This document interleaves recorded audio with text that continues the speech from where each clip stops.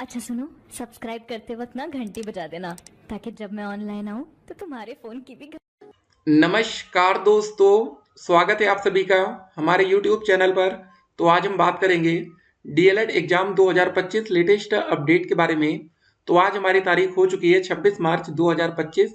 आज की breaking news हम इस वीडियो में देखेंगे और बात करेंगे DElEd first second third fourth semester date sheet 2025 latest update के बारे में। ठीक है, इस वीडियो में दोस्तों एक और बात होने वाली है। शिक्षक भर्ती को लेकर एक बड़ी अपडेट आ रही है, उस अपडेट को हम आपके सामने रखेंगे। 3 अप्रैल से आपका एग्जाम शुरू हो रहा है और जिन बच्चों का एग्जाम नहीं है क्या होगा सब कुछ आपको बताएंगे। शिक्षक नहीं, अब एआई बनाएगा प्रदेश के इंजीनियरिंग कॉलेजों के प्रश्न पत्र। जी हाँ दोस्तों, एकेटीयू ने एआई से प्रश्न बैंक बनाने को लेकर प्रस्ताव शासन को भेज दिया है। एआई प्रश्न पत्रों से सुरक्षा में सेंध नहीं लगेगी। देख सकते हैं बिल्कुल मामला ही अलग है। लेकिन एक बात आपको बता दें, ठीक है, अब किसी को लग रहा होगा कि हम एआई से क्वेश्चन पेपर बना लेंगे। जो आपका एआई ऑपरेट करता है ये कौन करता है? कोई एक इंसान करता है। एआई अपने आप थोड़ी नहीं सब कुछ करता है, उसमें कोडिंग की जाती है। अगर किसी बच्चे को उस कोड के बारे में पता चल गया ना तो उसको ऑटोमेटिक ही सारे क्वेश्चन पेपर अपने आप पता चल जाएगा। ठीक है, एक बात याद रखिएगा, एआई वही चीजें आपके सामने लाएगा जो उसको पहले से पता होगा। एआई मतलब कुछ ऐसा थोड़ी नहीं हो जाएगा कि अपने मन से कुछ अलग ही कर देगा। ठीक है, जो जानकारी आप उसको देंगे बस वही जानकारी वो आप तक पहुंचाएगा। ठीक है ना।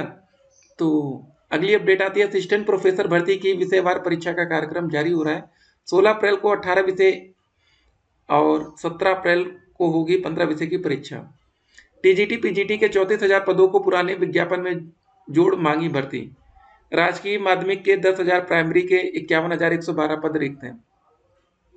ये देख लीजिए दोस्तों, प्राइमरी में 51,112 पद खाली हैं। आज नहीं तो कल इस पर वैकेंसी आएगी, शिक्षक भर्ती आएगी। अगर आपकी तैयारी पूरी रहेगी तभी आप आगे चलकर टीचर बन पाएंगे। केवी की शिक्षक भर्ती 3 चरणों में होगी। जी हाँ दोस्तों, यहाँ पर देख सकते हैं अगली अपडेट 3 चरणों में होगी। केंद्रीय विद्यालयों में शिक्षक भर्ती, प्रारंभिक परीक्षा, मेंस और साक्षात्कार के बाद होगा चयन। ठीक है, देश विदेश में संचालित 1253 केंद्रीय विद्यालयों में शिक्षक भर्ती अब 3 चरणों में होगी। अब तक लिखित परीक्षा और साक्षात्कार के आधार पर चयन होता था, जबकि नई भर्ती प्रारंभिक परीक्षा, मुख्य परीक्षा और साक्षात्कार के जरिए ठीक है करने की तैयारी। ये सारी बातें हो रही हैं। शिक्षक नहीं, अब वही एआई वाली बात हो रही है। प्रदेश के 6 जिलों में 16 व 17 अप्रैल को होगी असिस्टेंट प्रोफेसर भर्ती परीक्षा। पीएचडी छात्र रिसर्च के साथ करेंगे नौकरी। 37,000 वेतन, सप्ताह में 8 घंटे की ड्यूटी होगी। आईआईटी बीएचयू की 19 ब्रांच में 360 इंस्टीट्यूट असिस्टेंटशिप की भर्ती शुरू हो रही है। पीजी में 60% अंक वाले ही योग्य होंगे। यहाँ पर दोस्तों देख सकते हैं फर्स्ट डिवीजन कम से कम आपका होना चाहिए। असिस्टेंट प्रोफेसर भर्ती की ये सारी बातें हो गई। केवीएस टायर 3 को लेकर सोशल मीडिया पर वायरल हो रही खबर फर्जी है। आज अखबार वालों का ही अलग ही चल रहा है। देख सकते हैं दोस्तों, पब्लिक नोटिस यहाँ पर जारी कर दी गई। ठीक है, तो न्यूज़पेपर में भी काफ़ी बार जो खबरें आती हैं वो गलत हो सकती हैं, इसलिए ये अपडेट हम आपके सामने रख रहे हैं। देख सकते हैं केंद्रीय विद्यालय संगठन की तरफ से एक अपडेट आती है, पब्लिक नोटिस आती है। ठीक है, तो कुछ बातें केंद्रीय विद्यालय वाली जो हमने आपके सामने रखी थी यहाँ पर देख सकते हैं, जो कि एक नोटिस के माध्यम से इसको फर्जी साबित कर दिया गया।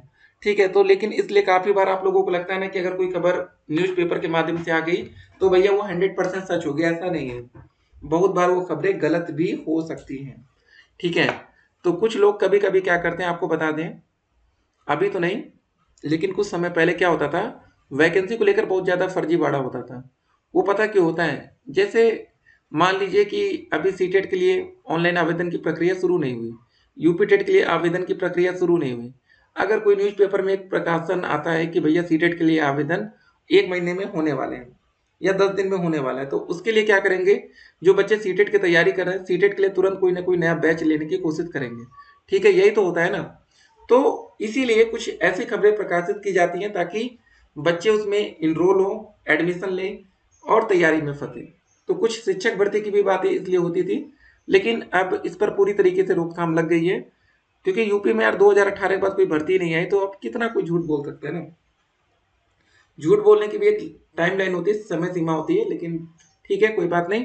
बाकी दोस्तों डीएलएड का हमारा एग्जाम शुरू हो रहा है 3 तारीख से, और किसी भी प्रकार की लापरवाही आपको नहीं करनी है। 3 अप्रैल पेपर की आपकी क्या तैयारी है हमें नहीं पता, लेकिन 4 अप्रैल वाली जरा ध्यान देंगे हम लोग।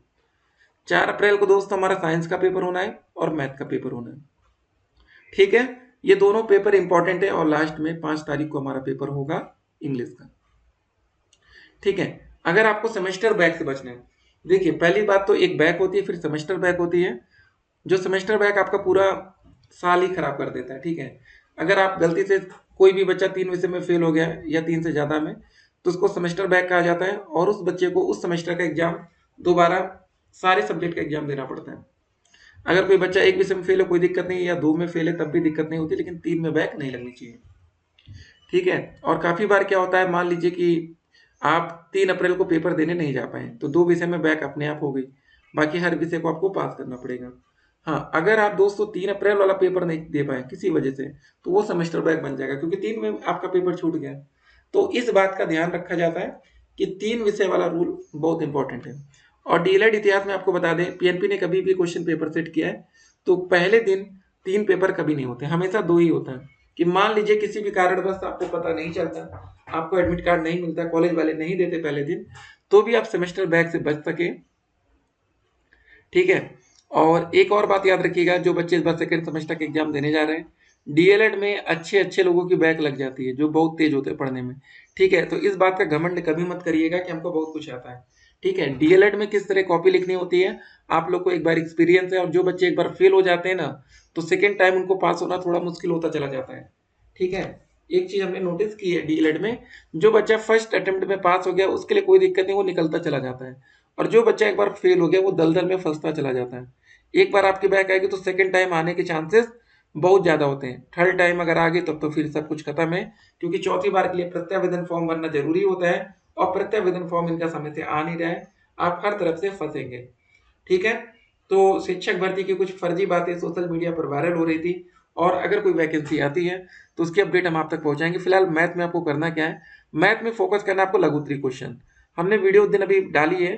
ठीक है, तो एक बार उसको आप देख लीजिएगा। लघु त्रि क्वेश्चन अगर आप बचा ले गए, 14 नंबर के क्वेश्चन आएंगे लघु त्रि के। ठीक है, कितने नंबर के, 14 नंबर के, 7 क्वेश्चन रहेगा। तो अगर आप लघु त्रि क्वेश्चन में बच गए तब तो फिर बेड़ा पार हो जाएगा आपका। लघु त्रि में अगर आप फंस गए तो फिर फंस जाएंगे। ठीक है, तो मेन आपका फोकस या टारगेट होना चाहिए लघु त्रि क्वेश्चन को लेकर। तो किसी भी प्रकार की लापरवाही आपकी नहीं होनी चाहिए लघु त्रि क्वेश्चन में। बाकी आप अच्छे से तैयारी करिए, सोशल मीडिया की जो भी अपडेट आएगी अपडेट हम आप तक पहुंचाएंगे। ठीक है, यहाँ पर देख सकते हैं ये वाली बातें भी एआई बनाएगा। ठीक है, तो आने वाले समय में काफ़ी ज़्यादा बदलाव हो सकता है डीएलएड का भी क्वेश्चन पेपर एआई सेट कर दे। ठीक है, क्योंकि अभी तक क्या होता है कि आप लोग को जो प्रीवियस ईयर के क्वेश्चन होते हैं, जिसको आप सीरीज कह सकते हैं, सीरीज के माध्यम से जो पढ़ते हैं उसमें मैक्सिमम क्वेश्चन प्रीवियस ईयर के ही होते हैं, और वही क्वेश्चन हर साल रिपीट होते आते चले आ रहे हैं। लेकिन जब एआई में आएगा ना, तो वो कुछ पैटर्न ही चेंज कर देगा, वो आपके मेन सिलेबस को उठाएगा, और सिलेबस के अकॉर्डिंग थोड़े से हार्ड क्वेश्चन पेपर भी सेटिंग हो सकती है। ठीक है, एक देखिए 2 तरह का पेपर सेट होता है, एक टीचर सिलेबस को देख कर करता है, और एक टीचर होता है जो प्रीवियस ईयर के क्वेश्चन पेपर उसको उठाए कि हाँ ऐसे क्वेश्चन है, थोड़ा सा इसका प्रारूप चेंज करो, क्वेश्चन पेपर दे दो। ठीक है, ध्यान दीजिएगा, दोनों अकॉर्डिंग से आपको पढ़ाई करनी है। फिर मिलते हैं, स्टे कनेक्टेड।